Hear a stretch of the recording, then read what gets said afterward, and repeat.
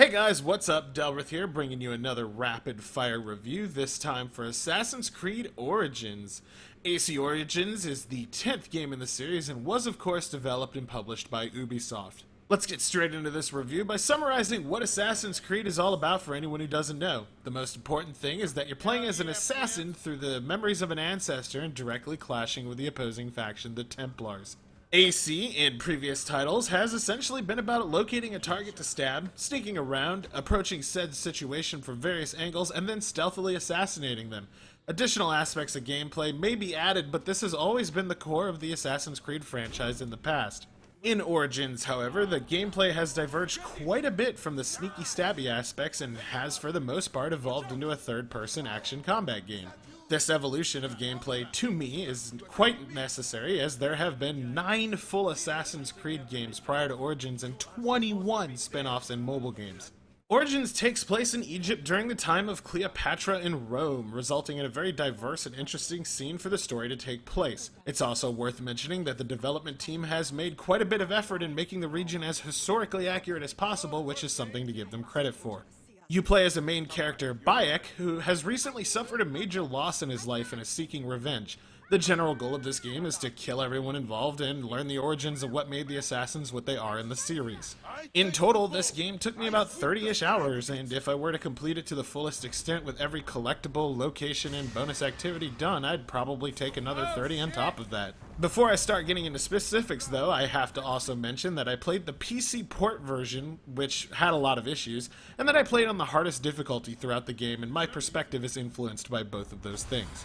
First things first, this game's open world looks freaking incredible. It's without a doubt the best looking Assassin's Creed ever made, and it's quite possibly the best looking game of the year. Every facet of this game's world in a graphical sense has been finely crafted and is extremely enjoyable to look at for long periods of time. It seems like there was almost no effort or expense spared in making the world visually breathtaking. Every single location I went to was highly detailed with various unique decorations.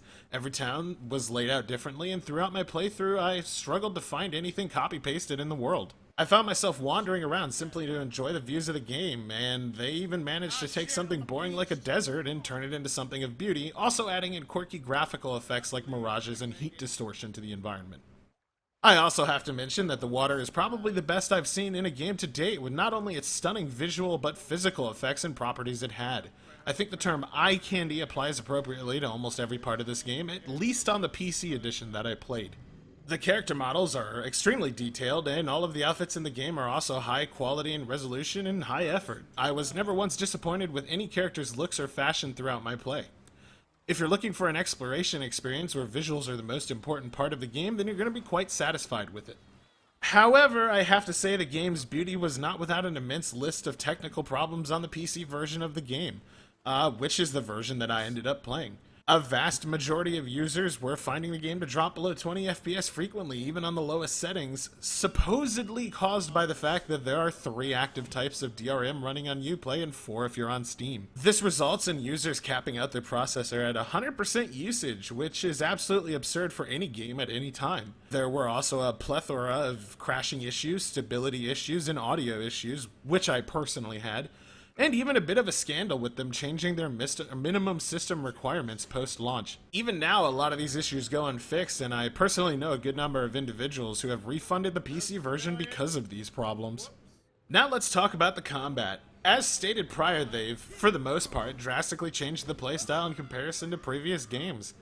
The biggest change would be how the combat functions, having changed from mostly a stealth game to an action-oriented game.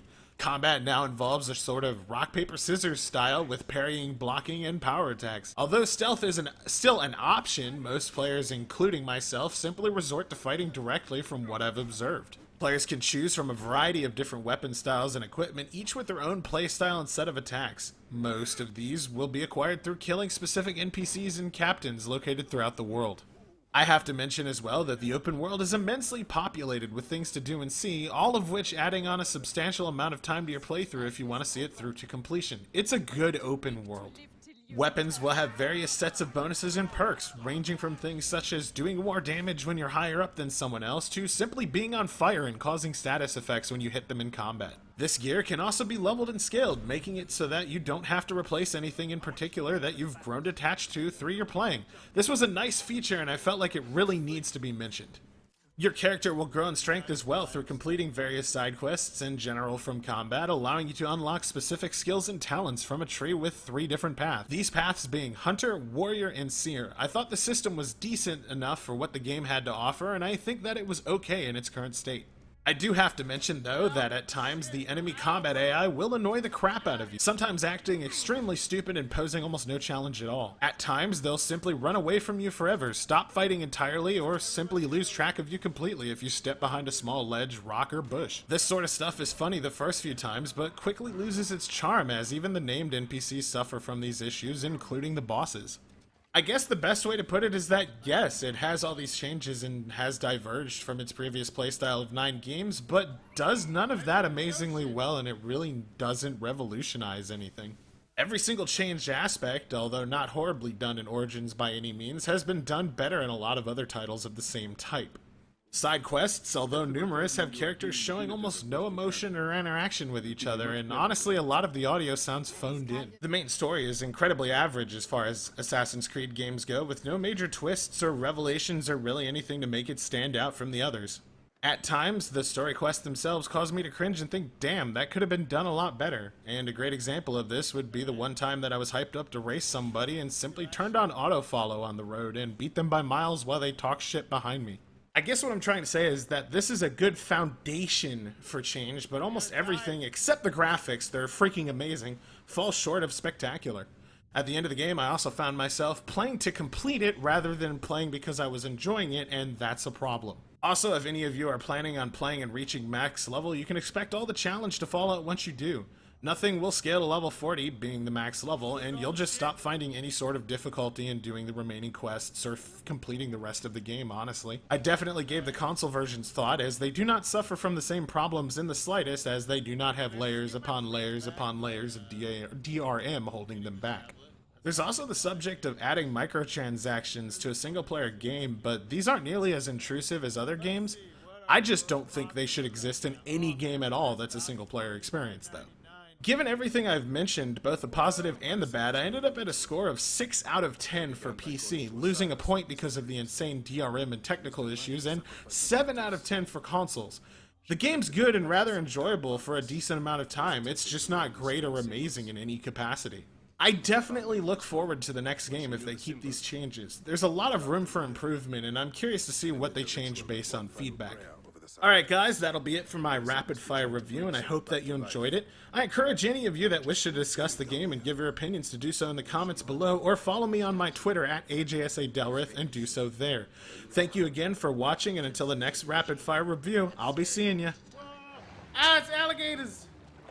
It's an albino alligator. Oh god, they got him! The alligator got him! Ah, it's got me! Angry ass alligator, fuck you! Ah, my boat's on fire! Ah! Ah, get into the water! Oh shit, guys, bro, there's a fucking alligator! Oh shit! Ah!